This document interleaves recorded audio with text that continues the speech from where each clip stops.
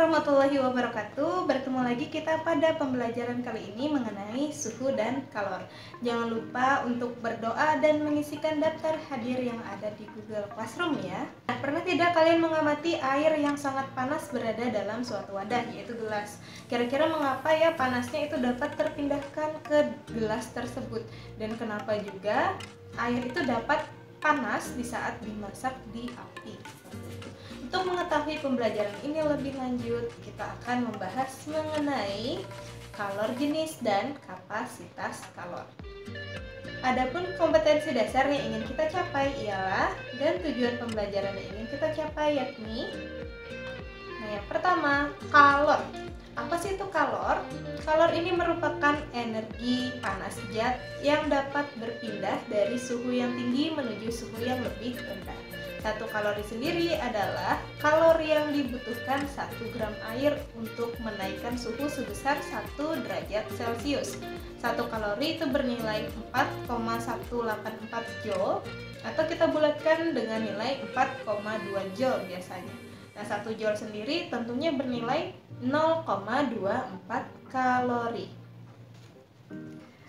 Nah, yang selanjutnya akan kita bahas ialah kalor jenis dan kapasitas kalor. Apa sih perbedaan antara kalor jenis dan kapasitas kalor? Nah, kalau kalor jenis sendiri itu merupakan banyaknya kalori yang diperlukan untuk menaikkan atau melepaskan suhu 1 kg massa suatu zat sebesar 1 derajat Celcius atau 1 Kelvin dengan persamaan sebagai berikut.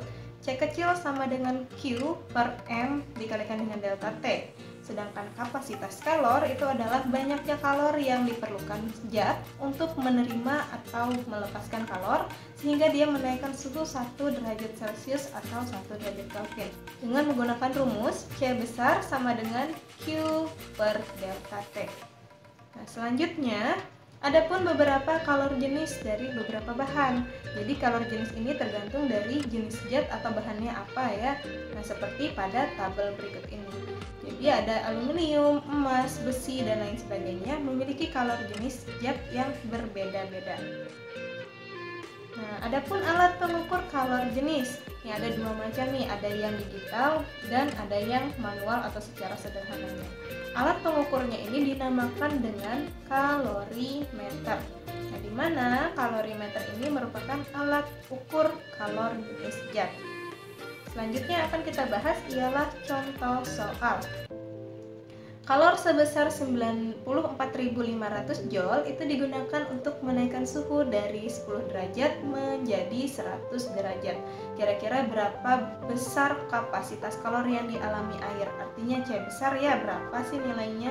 Nah, kita ketahui bahwa nilai Q tadi 94.500 joule. Sedangkan delta T-nya dari 10 derajat menjadi 100 derajat, artinya nilainya adalah 90 derajat Celcius perubahan suhunya. Yang ditanyakan berapa sih C? Nah, C sendiri rumusnya adalah Q per delta T, kemudian kita masukkan nilai Q-nya 94.500 joule dibandingkan dengan perubahan suhunya tadi 90 derajat, maka diperoleh nilai C sebesar 1050 joule per derajat Celcius. Nah, adapun penerapan kalor dalam kehidupan sehari-hari. Nah, tentunya kalor ini sebenarnya sangat berkaitan erat dengan alat-alat elektronik seperti kulkas, setrika, alat penyuling, bahkan termos ya.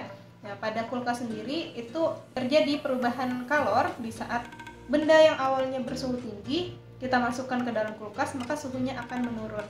Nah, di sini kulkas menerapkan prinsip kalor di mana dia melepaskan energi dari suhu yang tinggi menuju suhu yang rendah. Nah, jangan lupa untuk mengerjakan LKPD yang ada di Google Classroom ya. Nah, adapun kesimpulan pada pembelajaran kita kali ini, yang pertama adalah kalor itu merupakan energi panas zat yang dapat berpindah dari suhu tinggi menuju suhu yang lebih rendah. Kemudian banyaknya kalor yang diperlukan untuk menaikkan atau melepaskan suhu 1 kg massa suatu zat sebesar 1 derajat Celcius atau 1 derajat Kelvin tadi disebut dengan kalor jenis zat. Sedangkan banyaknya kalor yang diperlukan zat untuk menerima dan melepaskan kalor sehingga menaikkan suhu atau menurunkan suhu sebesar 1 derajat Celcius atau 1 derajat Kelvin disebut dengan kapasitas kalor. Nah, kalor ini sendiri berkaitan erat dengan kehidupan sehari-hari, terutama dalam penerapan alat-alat yang sering kita gunakan. Nah, jadi terjawab ya sudah kenapa air yang panas itu gelasnya juga ikut panas seperti itu, tentunya karena ada perpindahan kalor tadi dari suhu yang tinggi menuju suhu yang lebih rendah seperti itu. Sampai sini pembelajaran kita, akan kita lanjutkan ke pertemuan selanjutnya mengenai perubahan wujud. Salah hilapnya mohon maaf. Wassalamualaikum warahmatullahi wabarakatuh.